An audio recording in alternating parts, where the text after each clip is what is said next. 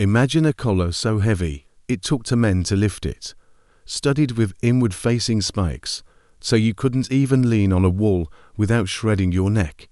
In the Cape Colony, that counted as mercy, because today we're counting down 5 tortures so precise they stopped being punishments and became the colony's native tongue of control. Back in 1652, the Dutch East India Company planted a garden at the foot of Table Mountain.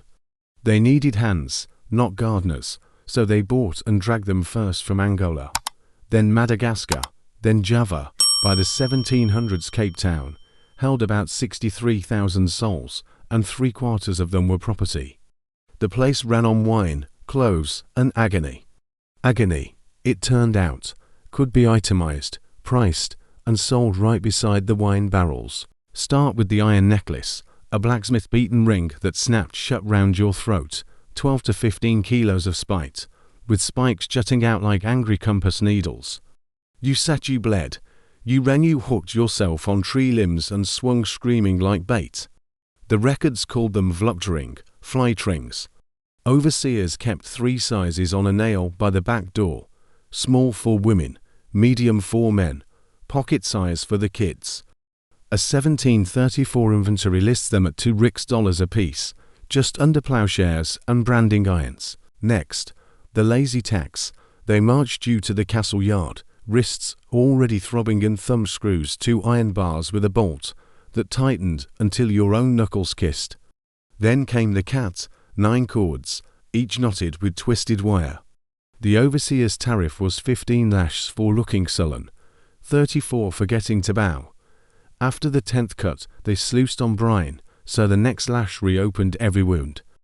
A 1757 stocktaker counted 147 cats in the armory, more than the garrison's muskets. Answer back, and you got the bit. They hinged open an iron muzzle, rammed the spoon-shaped plate over your tongue, and padlocked it behind your ears. You could still breathe, just you couldn't swallow your own spit.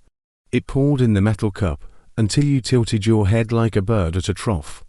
The bit came in sizes. There's a Stellenbosch receipt from 1798 for incline mortstuck for kindren, a small mouthpiece for children. After the spectacle came the slow, invisible cruelty. The Donker Gat, dark hole, a cell under the castle ramparts, 6 by 4 feet. No window, shared by 8 or 10 at a time. The walls sweated at 12 degrees. Your ration was 1 cup of water a day, laced with brine, so you'd stay thirsty. The logbook for the 18th of June 1764 notes a woman called Dina who screamed until her tongue split rather than reveal the stolen bread. They left her down there 31 days. When she came up, she kept silent for a year. If you found this story interesting, hit that like button and subscribe for more deep dives into the history of untold human torture. And let me know in the comments. Last, the punishment for rebellion, crucifixion at the Cape Crossroads. They tied you to an upturned wagon wheel, arms stretched to the spokes, nails through the wrists, and left you to the sun, the ants, the pointing crowd. Records from 1737 tell of a man named Cupido who plotted to burn the company's grain stores. He hung on the cross outside the castle gates 9 full days. From the 3rd day onward, the garrison stationed a drummer at each changing of the watch. The drumbeat reminded the whole town what hope caused. None of this was random cruelty. It was a system, an operating manual disguised as justice. The iron collar cost less than a watchdog, the cat cost less than wages, the Donker Gat cost less than a trial, and the cross at the crossroads was free advertising.